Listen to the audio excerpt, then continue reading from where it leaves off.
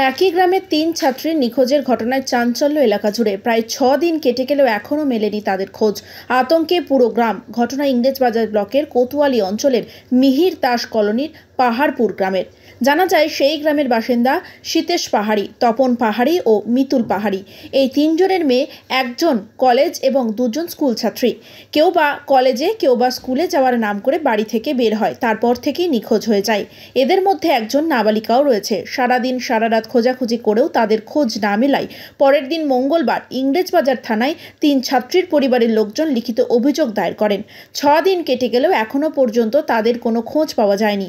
পরিবারের অভিযোগ, পুলিশের কাছে বারবার যাওয়া সত্ত্বেও পুলিশ এই ঘটনা নিয়ে কোনো গুরুত্বই দিচ্ছে না। থানার পর রথবাড়ি ফাঁড়িতেও পরিবারের লোকজন গিয়ে অভিযোগ জানায়, তবুও পুলিশ তাদের সঙ্গে কোনো রকম যোগাযোগ করেনি। এছাড়াও বিভিন্ন প্রতিনিধি সহ গ্রাম পঞ্চায়েত প্রধানকে জানিয়েও কোনো কাজ হয়নি বলে অভিযোগ। অসহায় অবস্থায় আতঙ্কে অনিদ্রা অনাহারে দিন কাটছে সেই নিখোঁজ ৩ ছাত্রীর পরিবারের, এমনটাই অভিযোগ উঠেছে। এই ঘটনায় গ্রাম পঞ্চায়েতের প্রধান সন্দীপ ঘোষের সঙ্গে যোগাযোগ করা হলে তিনি জানান, নিখোঁজ ছাত্রীর পরিবারের লোক ঘটনা জানিয়েছে। পুলিশকে আমার তরফ থেকেও বলা হয়েছে। পুলিশ এখনো কোনো ব্যবস্থা নেয়নি। পরিবারের সঙ্গে আবার গিয়ে কথা বলবো। থানা যদি কোনো ব্যবস্থা না নেয়, পরিবারের লোকজন নিয়ে পুলিশ সুপারের দ্বারস্থ হব। টিউশনে যাই, স্কুলে যাই, আমাদের খুব আতঙ্ক হয়ে আছে। আমরা খুব ভয় পাই। কিন্তু এই যে 3টা মেয়ে যে এভাবে নিখোঁজ হয়ে গেছে, এটার জন্য আমরাও খুব দুঃখিত, বা আমাদেরও জানে ভয় আছে।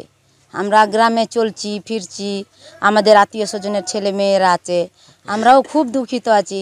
স্যার, দয়া করে আমাদের 3টা মেয়েকে যেমন করে হোক কোনো উপায় করে আমাদেরকে খুঁজে এনে দেওয়ার চেষ্টা করেন আপনারা। এটা জানি, আমি সেখানে গেছিলাম। আমি তাদের পরিবারের সঙ্গে, একটা পরিবারের লোকের সঙ্গে দেখা হয়েছিল আমার, যে ওনার বয়স 14 বছর বয়সী। ওনার বাবা প্রাক্তন আমাদের মেম্বার ছিলেন আর কি, মিতুল পাহাড়ি।